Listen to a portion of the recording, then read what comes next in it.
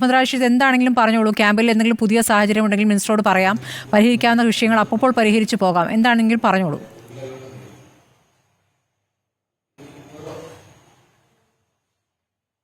സാറേ, ഒരു പരാതിയായിട്ടല്ല ഞാൻ പറഞ്ഞത്. ക്യാമ്പിൽ ഞാൻ പറഞ്ഞല്ലോ, ഭക്ഷണം വസ്ത്രമൊക്കെ കിട്ടുന്നുണ്ട്.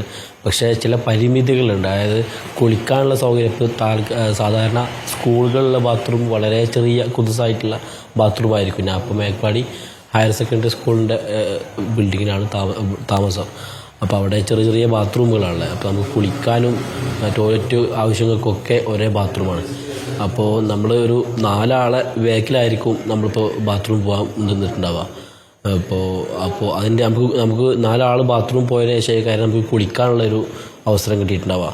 അപ്പോൾ ആ ഒരു വൃത്തിഹീനമായ സാഹചര്യത്തിൽ നമ്മൾ കുളിച്ചിട്ട് നമ്മളെ കുളി എന്താ പറയുക, നമുക്കവിടെ പുഴയിലൊക്കെ കുളിക്കാൻ പോയിട്ട് ആ ഒരു ദേഹം ശുദ്ധിയായിട്ടുള്ള ഒരു സാഹചര്യമാണ്. ഇപ്പോൾ ഇവിടെ ആ ഒരു വൃത്തി കാര്യങ്ങളൊക്കെ പ്രയാസമാണ്. എന്നാലും കുഴപ്പമില്ല, നമ്മളത് അഡ്ജസ്റ്റ് ചെയ്യുന്നുണ്ട്. അപ്പോൾ ആ ഒരു സാഹചര്യം കുളിക്കാനുള്ളൊരു സൗകര്യമാണ് മെയിനായിട്ട് ഇപ്പോൾ നമുക്ക് അവിടെ പ്രയാസമായി തോന്നിയിട്ടുള്ളത്. പിന്നെ അതുപോലെ തന്നെ നമുക്ക് പിന്നെ മുസ്ലിംസ് ആ ഒരു റിലീജിയനെ കുറിച്ച് കൂടുതൽ ഈ ഭാഗത്തുള്ളതുകൊണ്ട് തന്നെ നമസ്കാരവും കാര്യങ്ങളൊക്കെയാണ് പ്രയാസമായിട്ടുള്ളത്. അപ്പോൾ നിസ്കരിക്കാനുള്ള സൗകര്യവും പിന്നെ ഈ നല്ലോണം ദേഹം ശുദ്ധിയായാലേ നമുക്ക് ഈ പ്രാർത്ഥനകൾ നടത്താനുള്ളൊരു സാഹചര്യമുള്ളൂ. അപ്പോൾ അതിനൊക്കെ ഒരു ചെറിയൊരു പ്രയാസമുണ്ട്. പക്ഷേ അതൊരു പരാതിയായിട്ട് പറഞ്ഞതല്ല സാറേ, കുറ്റപ്പെടുത്തലുമല്ല. ഇവിടെ ആ ഒരു പരിമിതി ഉണ്ട് എന്നുള്ളത് നമുക്കറിയാം. പിന്നെ സ്കൂളാണ്, അതിൻ്റെതായ പരിമിതി ഉണ്ടാവുമെന്നറിയാം. പക്ഷെ നമ്മളത് പരാതിയായിട്ടോ കുറ്റപ്പെടുത്തലായിട്ടോ അല്ല, നമുക്ക് ഭക്ഷണം കിട്ടുന്നുണ്ട്, വസ്ത്രവും എല്ലാം കിട്ടുന്നുണ്ട്. നമ്മൾ ആ കാര്യത്തിലൊക്കെ സന്തുഷ്ടരാണ്. ഒരുപാട് നന്ദിയുണ്ട് പിന്നെ കേരളത്തോടും. കേരളത്തിലുള്ള ഇപ്പം നമുക്ക് വേണ്ടി നമ്മൾ ഇതുവരെ മുഖം പോലും ഇല്ലാത്ത വളണ്ടിയേഴ്സാണ് നമുക്ക് വേണ്ടി രാവിലെ ചായ തരുന്നതും ഉച്ചയ്ക്ക് ഭക്ഷണം തരുന്നതും ഒക്കെ നമുക്ക് ഇതുവരെ ഞാൻ കണ്ടിട്ടില്ലാത്ത വളണ്ടിയേഴ്സാണ്. നാട്ടുകാർ പോലും അല്ല. ഇവിടുന്ന് ഇപ്പോൾ ഇന്നലെ പരിചയപ്പെട്ടവരാണ്, തമിഴ്നാട്ടിൽ നിന്ന് വന്ന ആൾക്കാരെ. അപ്പോൾ അവരൊക്കെ നമുക്ക് വേണ്ടി സേവനം ചെയ്യാൻ വന്ന അതിലൊക്കെ അഭിനന്ദനങ്ങളൊക്കെ നന്ദി, തീരാത്ത നന്ദി. ഞങ്ങൾക്ക് ഓരോ നമസ്കാരത്തിലുള്ള പ്രാർത്ഥനകളിലും അവർ ഉൾപ്പെടുത്തുന്നുണ്ട്. എല്ലാവർക്കും വേണ്ടി, കേരളത്തിലെ എല്ലാവർക്കും വേണ്ടി പ്രാർത്ഥിക്കുന്നുണ്ട്. കാരണം ഓരോ സഹായം കൊണ്ട് മാത്രമാണ് ഞങ്ങൾ ഈ ക്യാമ്പിൽ നല്ല രീതിയിൽ മുന്നോട്ട് പോകുന്നത്. ഇത് ആരും തെറ്റിദ്ധരിക്കരുത്. കാരണം ഇതൊരു പരാതിയായി പറഞ്ഞതല്ല. ചില പ്രയാസങ്ങൾ, ചില പ്രയാസങ്ങളുണ്ട്. അത് അഡ്ജസ്റ്റ് ചെയ്യാൻ ഞങ്ങൾ തയ്യാറുമാണ്.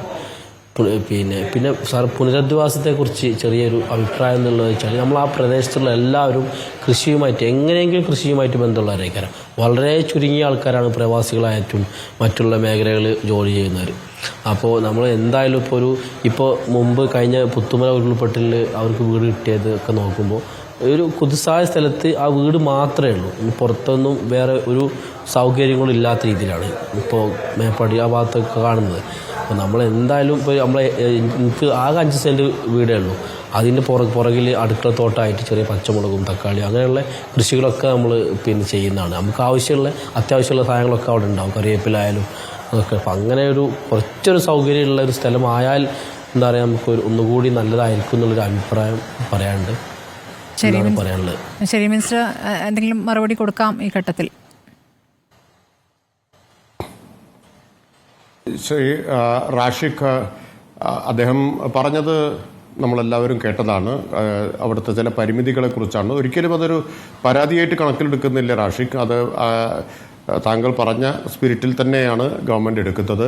നമുക്ക് എല്ലാവർക്കും അറിയാമല്ലോ, ഒരു സ്കൂളിൽ ഒരു ക്യാമ്പ് ഏർപ്പെടുത്തുമ്പോൾ അദ്ദേഹം തന്നെ പറഞ്ഞതുപോലുള്ള ചില പരിമിതികൾ അത് സ്വാഭാവികമാണ്. ആ പരിമിതികൾ ഉണ്ടാവും, ഞാനത് നിഷേധിക്കുന്നില്ല.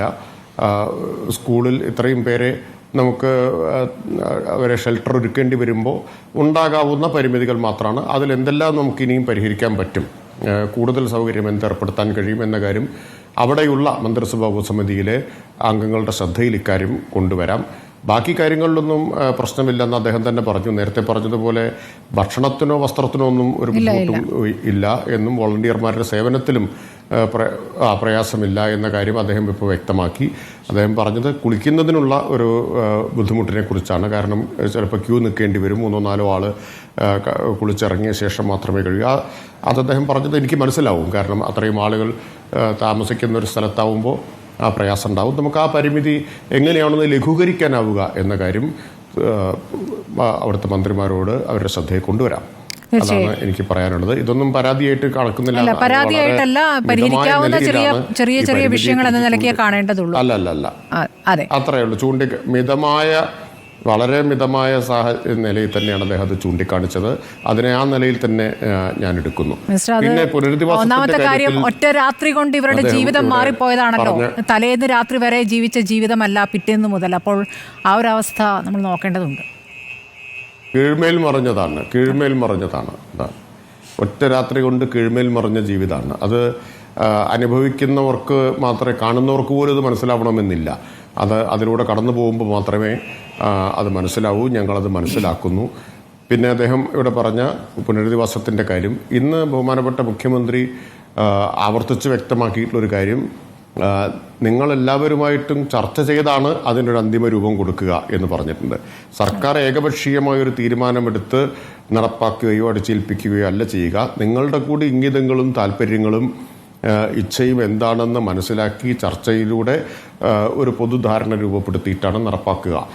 അതൊരു പ്രധാനപ്പെട്ട കാര്യമാണ് മിനിസ്റ്റർ. ഇതിലിപ്പോൾ നമ്മോടൊപ്പം ജി ശങ്കർ ഉണ്ട്. അദ്ദേഹം നേരത്തെ പറഞ്ഞൊരു കാര്യം, ടൗൺഷിപ്പ് എന്ന വാക്ക് പലർക്കും ഒരു ആശങ്ക ഉണ്ടാക്കുന്നത്. എന്താണ് അതുകൊണ്ട് ഉദ്ദേശിക്കുന്നതെന്ന്.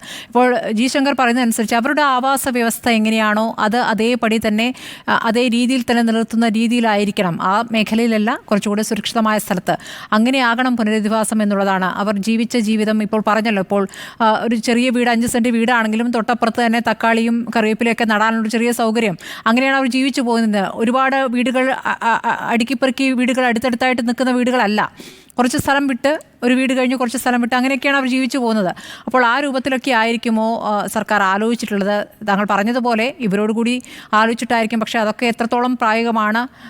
വളരെ വേഗത്തിൽ നടപ്പാക്കേണ്ട ഘട്ടത്തിൽ ഇപ്പോൾ 1 വർഷത്തിനകമെങ്കിലും ഇത് പൂർത്തിയാക്കണമല്ലോ.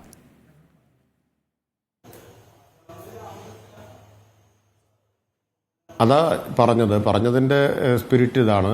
സർക്കാർ ഏകപക്ഷീയമായിട്ടൊരു കാര്യം തീരുമാനമെടുത്ത് നടപ്പാക്കുക എന്നല്ല. മുഖ്യമന്ത്രി ഇന്ന് പറഞ്ഞത് അവരുമായി ചർച്ച ചെയ്തായിരിക്കും അക്കാര്യത്തിൽ തീരുമാനമെടുക്കുക എന്ന് പറഞ്ഞാൽ അതിൽ ആ കാര്യം അടങ്ങിയിട്ടുണ്ട്. ജനാധിപത്യപരമായ രീതിയിൽ തന്നെയായിരിക്കും അത് ചെയ്യുക എന്നാണ് പറഞ്ഞതിനർത്ഥം.